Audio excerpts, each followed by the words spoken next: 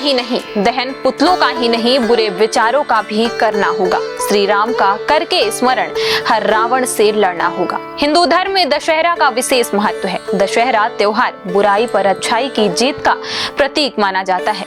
तो आज के इस एपिसोड में हम नवरात्रि के 10वें दिन यानी विजयादशमी की बात करने वाले हैं। तो आइए जान लेते हैं विजयादशमी से जुड़ी कुछ बातें।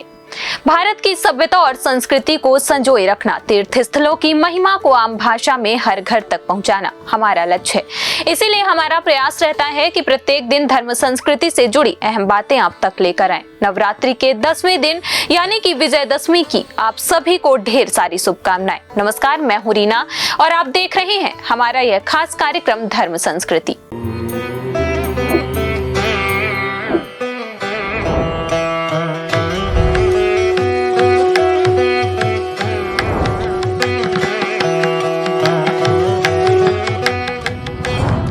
दशहरा, जिसे हिंदू धर्म में दशहरा या विजयदशमी भी कहा जाता है, 10 सिर वाले राक्षस रावण पर विष्णु के अवतार राम की विजय का प्रतीक है। दशहरा, जिसने राम की पत्नी सीता का अपहरण कर लिया था।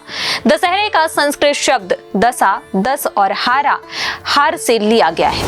दशहरा भारत के सबसे महत्वपूर्ण त्योहारों में से एक है। इसी दिन भगवान राम ने बुराई के प्रतीक 10 सिर वाले राक्षस रावण का संहार किया था। तो देवताओं को हराकर स्वर्ण पर अधिकार करने वाले महिषासुर का 10 दिन तक चले भयंकर युद्ध के बाद मां दुर्गा ने वध किया। नवरात्रि के खत्म होने पर 10वीं तिथि पर यह पर्व पूरे देश में बड़े उत्साह के साथ मनाया जाता है। दशहरे के दिन लोग अस्त्र शस्त्र की भी पूजा करते हैं और इसी के साथ दीपावली की तैयारी शुरू हो जाती है। पौराणिक कथाओं के अनुसार जब भगवान 14 वर्षों के वनवास में थे तो लंकापति रावण ने उनकी पत्नी माता सीता का अपहरण कर उन्हें लंका की अशोक वाटिका में बंदी बनाकर रखा था। श्री राम ने अपने छोटे भाई लक्ष्मण, भक्त हनुमान और वानर सेना के साथ रावण की सेना से लंका में ही पूरे 9 दिनों तक युद्ध लड़ा। मान्यता है कि उस समय प्रभु राम ने देवी माँ की उपासना की थी और उनके आशीर्वाद से अश्विन मास की 10वीं तिथि पर अहंकारी रावण का वध किया था।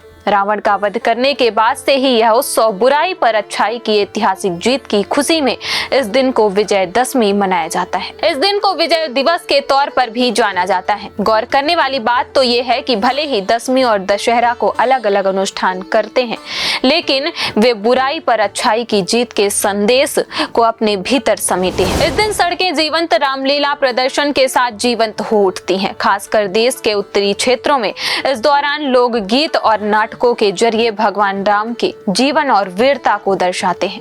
दशहरा से जुड़ी एक और मनोरम परंपरा देखने को मिलती है, जिसमें पुतलों को जलाया जाता है, जो अधर्मी और राक्षसों की हार का प्रतीक है। दशहरे के दिन रावण, मेघनाथ और कुंभकर्ण के पुतलों को जलाया जाता है, जो बुराई पर अच्छाई की शानदार जीत को प्रदर्शित करता है। फिलहाल इस खबर में बस इतना ही। जल्द फिर मिलेंगे कुछ और खबरों के साथ। देश, दुनिया और अपने आसपास की ताजा तरीन वीडियो को देखने के लिए प्रदेश तक को लाइक करें, फॉलो करें, YouTube पर सब्सक्राइब करें और बेल आइकन को दबाना ना भूलें। साथ ही ऐसी ताजा अपडेट के लिए pradesh tak.com पर विजिट करें।